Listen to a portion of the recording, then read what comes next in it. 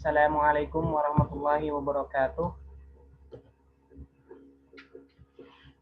Alhamdulillah wassalatu wassalamu ala nabiyina Muhammad sallallahu alaihi wasallam wa ala alihi wa ashabihi wa man tabi'ahum bi ihsani ila yaumiddin. Amma ba'd. Ya alhamdulillah, di antara nikmat-nikmat Allah Subhanahu wa taala yang diberikan kepada kita adalah nikmat iman dan nikmat Islam dan nikmat untuk talabul ilmi, yaitu kita senantiasa diberikan oleh Allah Subhanahu wa taala semangat untuk mencari ilmu dalam rangka mendekatkan diri kepada Allah Subhanahu wa taala dan juga untuk meningkatkan kualitas kita, kualitas ibadah kita agar sesuai dengan tuntunan Nabi kita Nabi Muhammad sallallahu alaihi wasallam. Ya, alhamdulillah pada kesempatan hari ini kita akan melanjutkan kembali belajar bahasa Arab dengan nahwu sederhana. Ya, insyaallah pembahasan kita di kesempatan hari ini masih meneruskan pembahasan bab 2, yaitu mengenai kalimat sempurna atau istilah dalam bahasa Arabnya jumlah mufidah. Jumlah mufidah. Yang akan kita bahas pada kesempatan hari ini yaitu bentuk kalimat yang sempurna. Ya, ini sudah kita singgung pada pertemuan sebelumnya. Kemudian nanti ada istilahnya pola kalimat atau pokok kalimat, inti kalimat, ya sama saja nanti disebutnya umdah, dan juga ada kalimat pelengkap yang disebutnya fadlah. Kita lihat dulu pembahasan mengingat kembali jumlah mufidah di dalam bahasa Arab, ya hanya akan terdiri dari dua bentuk saja, ya, yaitu jumlah ismiyah atau jumlah fi'liyah.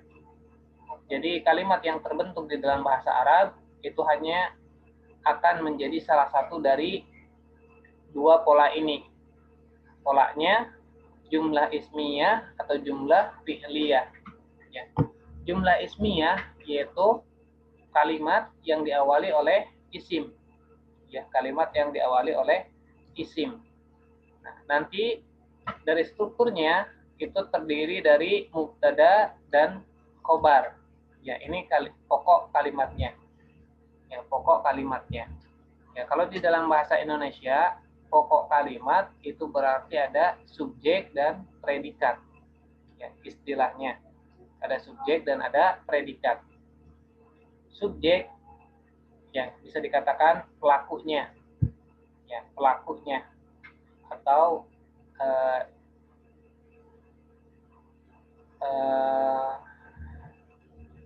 subjek pelaku. Ya, kalau di dalam jumlah ismiyah itu bisa dikatakan diistilahkan dengan mubtada. Ya, apa yang dibicarakan oleh kalimat itu. Ya, inti pembicaraan di dalam kalimat tersebut. Mubtada. Kemudian predikat dalam bahasa Indonesia itu dalam jumlah ismiyah itu dalam bentuk khobar. Ya, dalam bentuk khobar. Ya. Ya, nanti akan kita jelaskan khobar yang dimaksud seperti apa di dalam ilmu nahwu. Jadi ini yang kita perlu hafalkan. Jumlah yang diawali dengan isim disebut ismiyah. Itu pasti terdiri dari mubtada dan khobar. Kedua-duanya itu pasti ada di dalam struktur kalimat tersebut. Ya, meskipun nanti kita akan pelajari ternyata ada yang tersembunyi. Ya, khobarnya bisa jadi tidak nampak, tapi itu dalam kaidahnya harus selalu ada, tidak bisa dibuang. Ya, jadi ada mubtada dan khobar. Nah, jumlah mufidah yang diawali dengan fi'il, ya, itu akan disebut jumlah fi'liyah. Jumlah fi'liyah itu terdiri dari fi'il dan fa'il. Ya, kalau dalam bahasa Indonesia sebetulnya fi'il ini menjadi predikatnya, ya, dan fa'il ini menjadi subjeknya. Ya, Ya, cuma dalam bahasa Arab ternyata predikat bisa didahulukan, ya. Beda dengan struktur bahasa Indonesia. Tapi nanti dalam menerjemahkan, kita menerjemahkan subjek dulu baru predikat. Ya, akan kita lihat contohnya. Pertama kita kenalkan dulu definisi dari istilah-istilah yang muncul ini. Pertama, al-fi'il. Al-fi'il yaqullu lafdin yadullu ala husuli amalin fi zamanil khasin. Ini sudah kita bahas pada pertemuan sebelumnya. Yang dimaksud dengan fi'il adalah setiap lafaz yang menunjukkan pada terjadinya perbuatan pada zaman tertentu, pada waktu tertentu. Ya, jadi bisa kita katakan perbuatan yang terikat dengan waktu. Itu fi'il. Ya. Tapi di dalam istilah ini, fi'il di sini adalah kata kerja yang itu termasuk bagian dari susunan kalimat. Ya. Maka definisi dari fa'il di sini adalah isim marfu yang didahului oleh fi'il. Jadi harus selalu didahului oleh fi'il. Jadi fa'il ini akan selalu ada di belakang fi'il. Ya. Dan menunjukkan pada pelaku pekerjaan. Ya, jadi ini istilahnya istilah nahwu ya, bukan istilah sorof. Jadi bedakan, nanti ada isim fa'il. Ya, yang dimaksud fa'il di sini adalah kata ya yang menjadi penyusun dari kalimat fi'liyah. Ada fi'il, ada fa'il. Kemudian mubtada ya ismun marfu'un, isim marfu. Ya, ini catatannya isim marfu fi awwali jumlah ya, pada awal kalimat. Jadi harus isim marfu. Kemudian al-khabaru ismun marfu'un. Jadi khobar juga harus selalu isim marfu. Yukawinu ma'al mubtada jumlatan mufidatan. Yang membentuk bersama dengan mubtada membentuk jumlah mufidah. Ya, jadi ini catatannya mubtada isim marfu pada awal kalimat. Khobar juga isim marfu ya yang menerangkan mubtada. Ya, isim marfu yang nanti akan menerangkan mubtada. Ya, untuk istilah sampai istilah di sini ada yang mau ditanyakan? Silakan kalau yang mau ditanyakan bisa di chat, di chatting ya di sini, chat di sini atau langsung dengan audio. Untuk istilah ini. Mungkin Ustaz contoh-contohnya Ustaz. Ya, nanti kita akan lihat contoh-contohnya. Ya, jadi ya. Ya, untuk catatannya dulu ya, tadi definisinya fi'il itu sudah kita pelajari secara singkat, itu berarti kata kerja. Tapi di sini catatannya adalah kata kerja yang di awal kalimat. Yang kata kerja di awal kalimat. Maka itu masuknya fi'il dalam jumlah fi'liyah. Kemudian fa'il ini pelaku ya. Isim marfu yang ada setelah fi'il ya. Jadi isim marfu yang ada setelah fi'il. Kemudian untuk mubtada tadi isim marfu. Jadi semuanya ini inti kalimat ini semuanya pada asalnya dalam keadaan marfu ya, dalam keadaan marfu. Ya, khobar juga termasuk isim marfu. Kita lihat sekarang contohnya. Ya, contohnya darosa Muhammadun. Darosa ini fi'il ya. Fi'il madhi. Kata kerja yang bentuknya telah lampau. Ya, kalau misalnya kita belum mempelajari fi'il madhi, ini perlu kita pelajari dulu fi'il madhi dengan fi'il mudhari dan fi'il amr. Ya. Jadi nanti jumlah fi'liyah itu didahului oleh fi'il madhi atau fi'il mudhari atau fi'il amr. Darosa Muhammadun. Muhammad ini sebagai pelakunya dan di sini merupakan isim marfu. Ya, maka ini disebut fa'il. Jadi ini fi'il dan ini fa'ilnya, pelakunya, pekerjaan dan pelakunya. Ya, nanti ini al-islama, ini akan dibahas setelahnya. Qara'a Muhammadun. Kataba talibu. Ya. Kataba at-talibu. Cara menerjemahkannya, kalau dalam bahasa Indonesia itu tidak dikenal struktur predikat subjek, tapi selalu subjek predikat. Maka diterjemahkannya subjeknya dulu. Muhammad telah belajar. Muhammad telah membaca.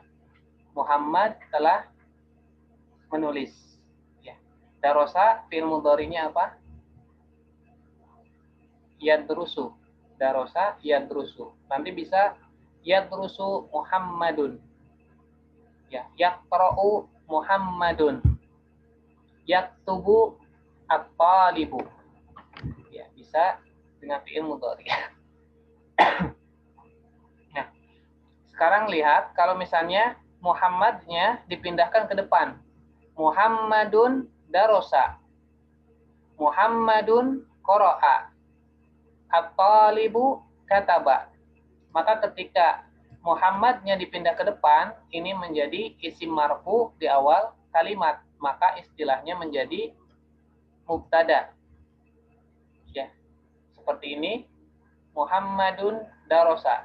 Ya, maka ini mubtada dan ini termasuk bagian dari khobarnya. Ya, bagian dari khobar. Khobar aslinya nanti tersembunyi. Ya, karena tadi sebagaimana disebutkan dalam istilah nahwu, khobar itu syaratnya adalah isim marfu. Sedangkan isim marfu yang menjelaskan Muhammad di sini itu tidak disebutkan. Ya. Jadi ini tapi ini merupakan bagian dari khobar. Muhammadun qara'a al-Qur'ana. At-talibu kataba ad-darsa. Jadi di sini ikhwafillah rahimakumullah, yang perlu kita kenali adalah istilah yang digunakan di dalam nahwu. Bisa jadi secara makna kita menggunakan kalimat ini atau menggunakan kalimat yang ini di bawah, ini sama artinya. Darasa Muhammadun al-Islama. Muhammad telah belajar Islam. Atau kita mengucapkannya Muhammadun darasa al-Islama. Ya, Muhammad telah belajar Islam. Tapi dari segi istilah, ya dari segi istilah nahwu itu berbeda. Ya, itu berbeda. Sampai sini ada pertanyaan?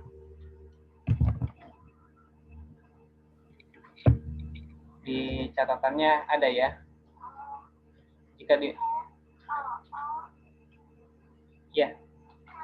Silakan kalau ada pertanyaan bisa dipahami. Ya. Apaan yang maksudnya tadi yang termasuk khobar tadi maksudnya gimana Ustadz ya? Kalau yang Muhammadun darusa al-Islama tadi termasuk khobar itu tadi kan mubtada yang termasuk ya. Khobar maksudnya gimana Ustadz? Ya, nanti di istilah dalam nahwu ya, kalau dalam ilmu i'rab nanti khobar itu harus selalu isim marfu. Kalau misalnya isim marfunya tidak ada, berarti itu tersembunyi. Ya, tersembunyinya di mana? Nanti bisa ada di dalam kata-kata ini, ya itu secara tersirat nanti. Jadi nanti itu akan secara tersirat. Tapi darosa al-Islama ini merupakan bagian dari khobar. Ya, bagian dari khobar. Makanya dalam buku-buku seringkali disebutkan khobar itu bukan hanya isim mufrad, ya, tapi juga bisa berbentuk jumlah atau kalimat fi'liyah. Ya, kalau kita lihat ini kan jumlah fi'liyah ya. Darosa al-Islama itu jumlah fi'liyah. Ini juga termasuk khobar. Ya, khobar. Jadi termasuk bagian dari khobar. Jadi kita katakan mubtada, Muhammad itu mubtada, darosa al-Islama ini bagian dari khobarnya. Muhammadun ini mubtada, qara al-Qur'ana ini bagian dari khobarnya. Ya, nanti akan lebih diperinci secara bertahap insyaallah. Jadi kita kenali bertahap seperti ini dulu. At-talibu mubtada, kata darsa ini termasuk khobar. Ya, itu untuk inti kalimat ya, inti kalimat. Sekarang kita akan tambahkan dulu dengan fadlah. Jadi inti kalimat tadi dalam istilah bahasa Arabnya disebut umdah. Itu harus ada di dalam kalimat. Ya, baik itu nampak maupun tidak nampak. Dalam maknanya itu akan selalu ada. Kemudian untuk fadlah, keterangan tambahan atau kita katakan pelengkap kalimat, itu bisa bentuknya objek ya atau maf'ul ya, bentuknya maf'ul, nanti ada berbagai jenis maf'ul, atau bentuknya keterangan ya, keterangan bisa dengan huruf jar, itu tambahan di dalam pola kalimat ya. Jadi ini struktur kalimat itu ada kalimat inti dan ada kalimat pelengkap. Kalimat inti terdiri dari subjek dan predikat. Kalimat pelengkap ya itu terdiri dari objek ya dan keterangan. Ya, makanya di dalam bahasa Indonesia pun hanya dikenal SPOK. Ya, struktur kalimatnya hanya SPOK. Ya, syarat dari sebuah kalimat itu harus memiliki subjek dan predikat. Ya, kita lihat sekarang contoh-contoh saja ya, kita menggunakan Nahwul Wadih ya, buku Nahwul Wadih. Misalnya kalimat ini syadda at-tilmidu al-habla. Ya, coba Hasna disebutkan ini syadda ini termasuk apa? Ya, tadi disebutkan ya, fi'il, fa'il, mubtada atau khobarnya. Kemudian ini ada maf'ulun bih. Coba disebutkan, dibacakan dan disebutkan. Ana contohkan, ya nomor 1 Ana contohkan dulu. Syadda fi'il. At-tilmidu fa'il. Al-habla maf'ulun bih. Ya. Nomor 2-nya. Ya, Hasna nomor 2. Tawati fi'il, al-bintu fa'il, as-sauba maf'ul bih. Ya. Artinya tahu? Enggak, Ustaz. Ya, al-bintu anak perempuan yang melipat baju. Baju. Saubun, saub. Oh ya. Baju. Ini tadi murid menarik benang. Iya. Akhyo, tafadhol nomor 3. Akala Adikku. Dhi'abu ya. Adikku. Adikku. Dan ini dibaca Akala adikku. Hurufa. Ya. Salah. Fi'il. Ya. Adzibu itu fa'il. Ya. Hurufa itu maf'ul bih. Ya. Kalau kita terjemahkan, serigala memakan. Serigala memakan. Domba. Ya. Rubah. Domba. Ya. Al-khuruf itu domba.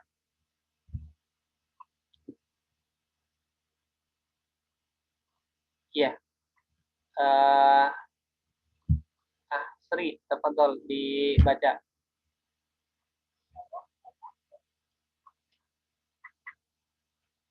Ada Sri? Nomor 4.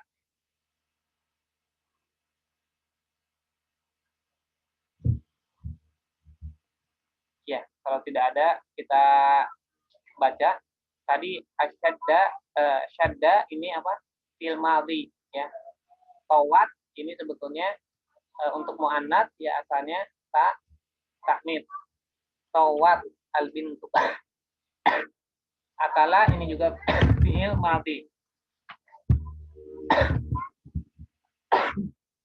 Nah, sedangkan yang nomor 4 sampai nomor 6 ini fi'il mudhari. Yarbahu as-sabiqu jaizatan. Ya, pemenang ini mendapatkan untung jaizatan, hadiah. Ya. Yasidu at-ta'labu ad-dajajata. Yabi'u al-qassabu al-lahma. Ya, jadi ini sebetulnya di sini meskipun kita nanti misalnya tidak memahami maknanya, tapi dilihat dari struktur kalimat kita bisa menentukan mana fiilnya, mana fa'ilnya, dan mana maf'ulun bihnya. Jadi nanti tidak terbalik memahami, ya, tidak terbalik memahami mana pelaku dan mana objeknya. Ya. Fa'il atau pelaku itu selalu dalam keadaan marfu. Dalam keadaan marfu yang nanti akan kita pelajari tanda-tandanya. Ya, ini jumlah fi'liyah. Sekarang kita lihat dulu jumlah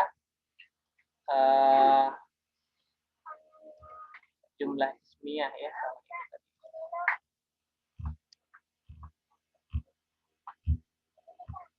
Ya, untuk jumlah ismiyahnya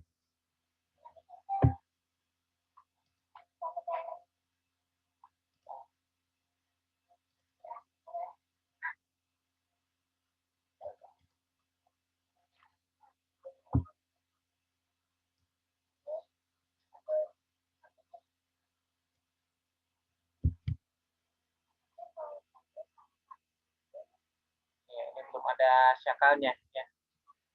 Kita lihat jumlah fi'liyah yang terdiri dari mubtada dan khobar. Ya, mubtada pada asalnya ini isimnya isim ma'rifat atau ditandai dengan adanya alif lam. Khobar biasanya itu isim nakirah, itu ditandai dengan tanwin. At-tufahatu hulwatun. Ya, apel itu manis.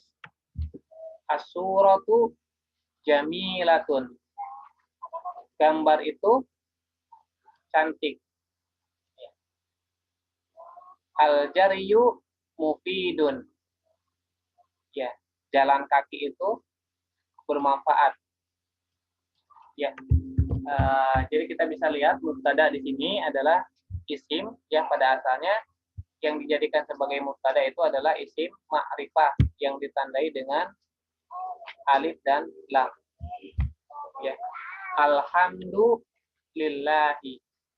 Alhamdu mubtada, lillahi khobar. Ya. Di sini juga sama, al-qitaru mubtada, sari'un khobar. Ya, seperti itu yang bisa kita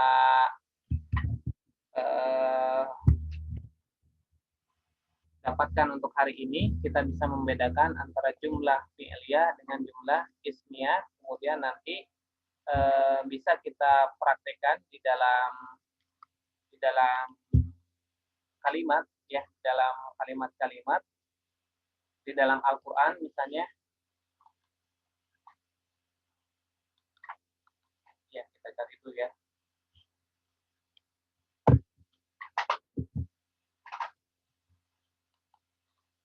Ya, bisa kita lihat di dalam Al-Quran, kita tentukan dulu satu kalimat itu termasuk dalam jumlah fi'liyah atau jumlah ismiyah dulu. Ya, dalam satu kalimat. Jadi sebelum kita bisa menerjemahkan kalimat tersebut, kita tentukan dulu jumlah tersebut termasuk jumlah fi'liyah atau jumlah ismiyah.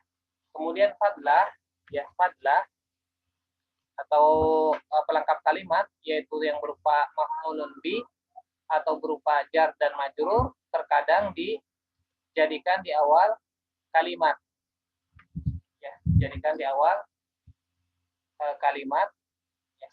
Misalnya kita bisa lihat di sini di surat Al-Fatihah dulu ya, di Al-Fatihah kalimat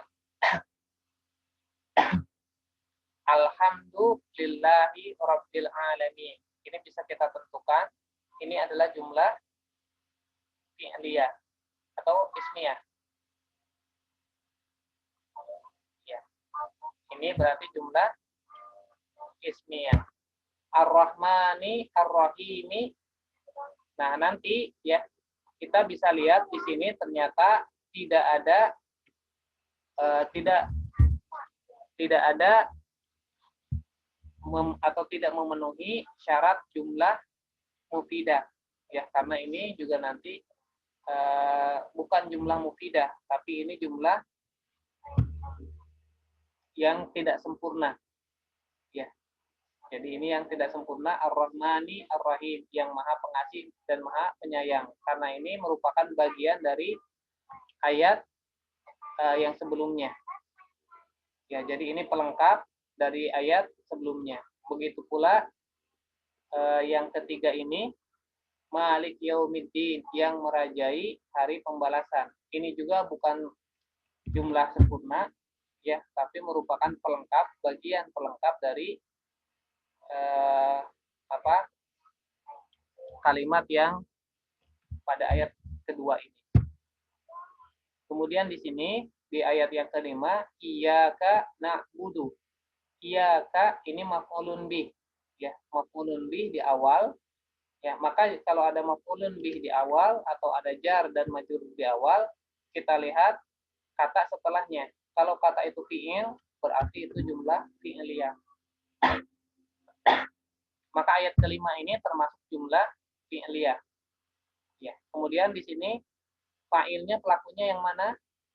Ya, nanti ada di fi'il mudhari, kita pelajari fa'ilnya itu bisa dilihat dari huruf mudhara'ahnya.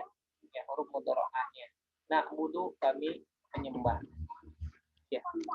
Kalau ya untuk pra pemula al-husna ini dipelajari di level 2 ya, untuk fi'il mudhari, kemudian perubahan-perubahannya itu dipelajari di level 4-nya. Jadi sebaiknya juga selain kita meneruskan dengan nahwu sederhana ini, juga kita tetap menyelesaikan buku pra pemula al-husna. Kemudian ayat selanjutnya, ihdina ini fi'il amr. Ya, maka ini juga termasuk jumlah fi'liyah. Ya. As-sirata ini dalam keadaan mansub. Ya. Ini merupakan maf'ulun bih. Ya, dari segi makna juga bisa kita dapatkan, ya, bisa kita dapatkan. Tapi biasanya ya sebagai kemampuan kita di dalam membaca kitab gundul, bisa jadi kita tidak memahami maknanya, tapi dilihat dari kalimatnya, barulah kita bisa mendapatkan makna yang tepat yang diinginkan oleh ya pembicara tersebut atau penulis tersebut. Ihdina as-siratal mustaqim. Ya, ihdina, tunjukilah kami ya kepada jalan yang lurus. Ya, objeknya adalah jalan yang lurus. Ya, makanya kalau kita menerjemahkan tanpa mengetahui struktur kalimat, ya, tanpa tanpa terbiasa menerjemahkan dengan struktur kalimat tersebut, itu kita akan kesulitan ya kalau kita hanya mengandalkan kamus. Ya. Karena bisa jadi tertukar antara fa'il dengan maf'ulun bihnya, sehingga mengacaukan makna yang diinginkan oleh pembicara.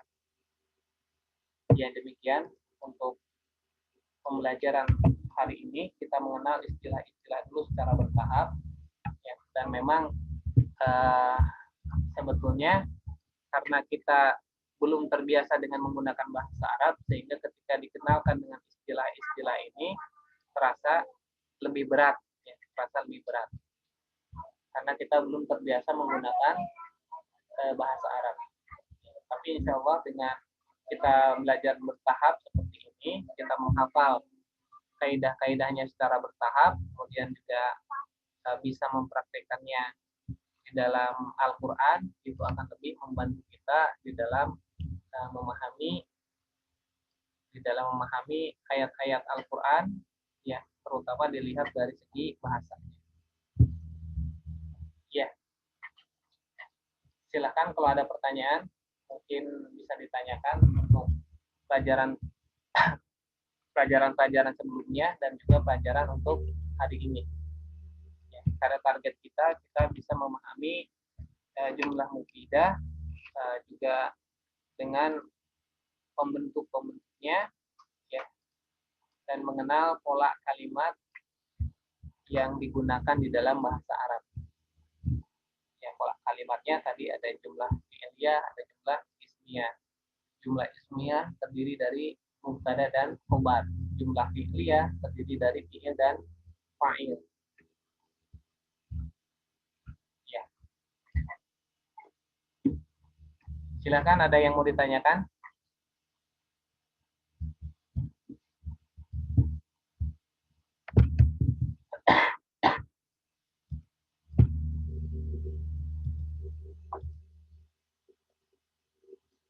Nanti PDF-nya bisa dibaca kembali, ya, kita bisa memahami dengan kalimat-kalimat yang sederhana seperti ini. Ya, pahami dulu kalimat-kalimat pendek, kemudian kalau misalnya kita ingin menambah kosakata, struktur kalimat seperti ini tinggal diganti kosakatanya. Ya, kita tempatkan fiilnya, kita tempatkan isimnya, ya, isim sebagai pelaku, kemudian isim sebagai objek. Ya, ini struktur katanya seperti ini, tinggal diganti-ganti kosakatanya. Dan itu menurut anak itu cara menghafalkan yang baik. Ya, menghafalkan yang baik yaitu kita langsung menggunakannya dalam kalimat. Karena kalau misalnya kita menghafal kosakata secara terpisah, itu belum tentu kita akan bisa membuat kalimat dengan kosakata seperti itu.